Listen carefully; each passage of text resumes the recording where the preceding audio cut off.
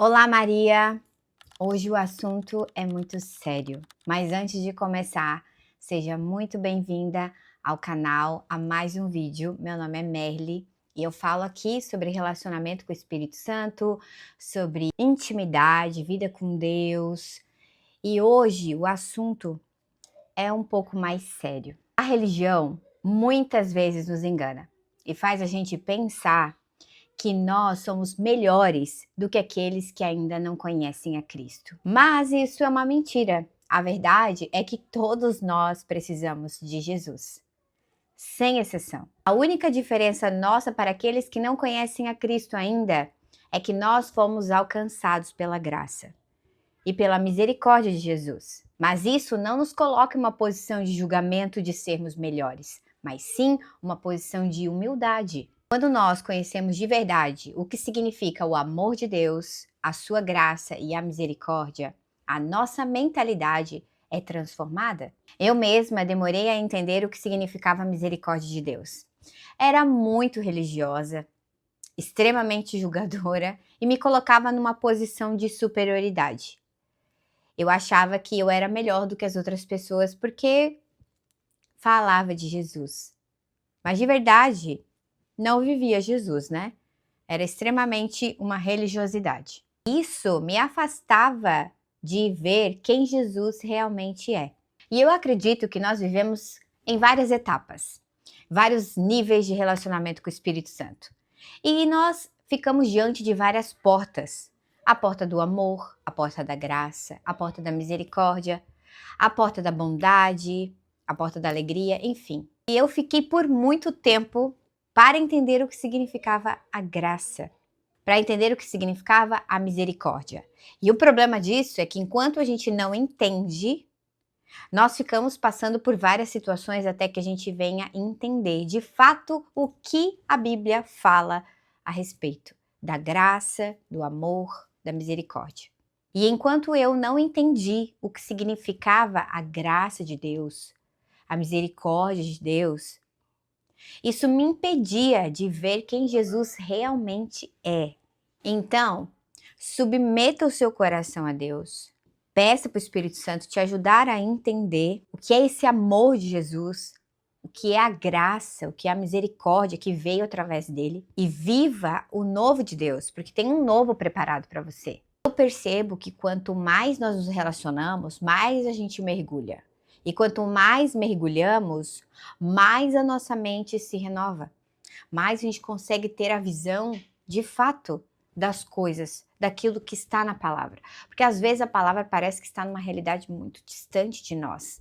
Mas quanto mais mergulhamos, mais nós vamos entendendo o que de fato está escrito nela. E a mentalidade dos fariseus era justamente essa. Por eles orarem mais, por jejuarem mais, por saberem o que significava a palavra, por obedecer a lei. Tudo isso fazia eles se colocarem numa posição de superioridade aos demais judeus. Mas isso é orgulho, é arrogância, é prepotência. Não tem nada a ver com Jesus. E foi justamente isso que os derrubou. Mas o coração de Deus, a Bíblia fala, que é compassivo, é misericordioso e é cheio de graça. E é este coração que precisa habitar no nosso coração. E tudo começa na maneira que você vê Jesus. Se os teus olhos só veem um Deus severo, um Deus que condena, um Deus que julga, esse é o Deus que você está seguindo. Esse é o Jesus que você está seguindo. Mas à medida que você se relaciona com o Espírito Santo, à medida que você se aproxima dele, primeiro, você se torna parecida com ele. Quanto mais você se aproxima, quanto mais você caminha, mais você se torna parecido. Somos a média das pessoas a quem a gente convive. E quanto mais você se aproxima de Jesus, mais você percebe que ele é um Jesus que acolhe, um Jesus que ama, um Jesus que perdoa. Esse é, de fato, Jesus.